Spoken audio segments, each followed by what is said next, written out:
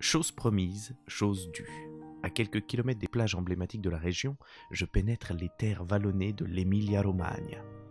Par temps clair, on a l'impression qu'on pourrait apercevoir la mer de chaque côté. Et au cœur du relief, ici et là, de petits villages fortifiés font leurs apparitions.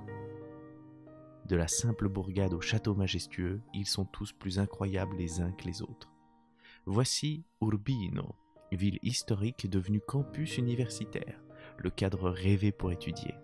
On s'y perd avec douceur au sein de son labyrinthe de pierres dessinées par ses rues. L'été, on doit s'y sentir bien au frais, mais pour l'heure, je suis content d'avoir une petite veste. Une rue étroite. Encore une autre rue étroite. Tiens, c'est le théâtre. Je suis pas déjà passé par ici ? Par où est-ce que je suis arrivé ? J'essaie de retrouver mon chemin suivant le son du clocher. Enfin, la porte de la ville, sauvée. Je fête ça en m'enfilant un plat de pâtes dans une de ces fameuses trattorias juste avant de partir. J'entends encore la maman hurler sur son fils depuis les cuisines. Luigi, che cazzo fai ?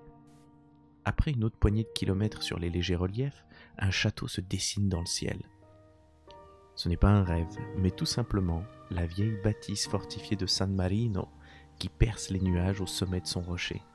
L'occasion parfaite de profiter du panorama tout en dégustant une spécialité de la région, la piadina. Ce pain plat fourré de fromage frais un peu acide, de roquettes et de jambon traditionnel. Sur le retour, je croise un avion échoué sur la colline. Encore une hallucination ? Non. Lui aussi est bien réel. Il n'est d'ailleurs pas seul. Ce pays regorge définitivement de surprises.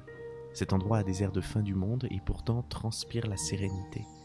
Je reste assis au milieu des carcasses qui me racontent leurs histoires. Le soleil commence déjà à descendre. Il faut rentrer. Le temps de manger une autre assiette de ces divines pâtes. Incroyable de se dire qu'ici, tout le monde fait ses pâtes maison. Sur le chemin du retour, je passe embrasser la Toscane. Si près, ce serait dommage de ne pas faire une halte. Près du Ponte Vecchio et ses airs de décor de film, je craque pour une de ces glaces démesurées. 12 €. Putain. Elle est bonne, mais bon. 12 balles. J'ai du mal à m'en remettre. Il paraît que de l'autre côté du pont, elles sont 2 fois moins chères. Super. Dernière étape avant mon retour en Suisse, Vérone. Son arène somptueuse, ville de l'amour, de Roméo et Juliette. D'ailleurs, je passerais bien voir le balcon de Juliette. Erreur fatale. Comment un balcon fictif peut rendre les gens aussi fous ? Je crois que le monde a vraiment besoin d'amour. Je rentre des images plein les yeux et quelques kilos superflus en trop, mais ça valait la peine. Il faudra se reprendre en main bientôt. Mais en attendant, je me laisse tenter une dernière fois par une de ces fameuses glaces, mais cette fois-ci, d'un prix abordable. Clic, clic.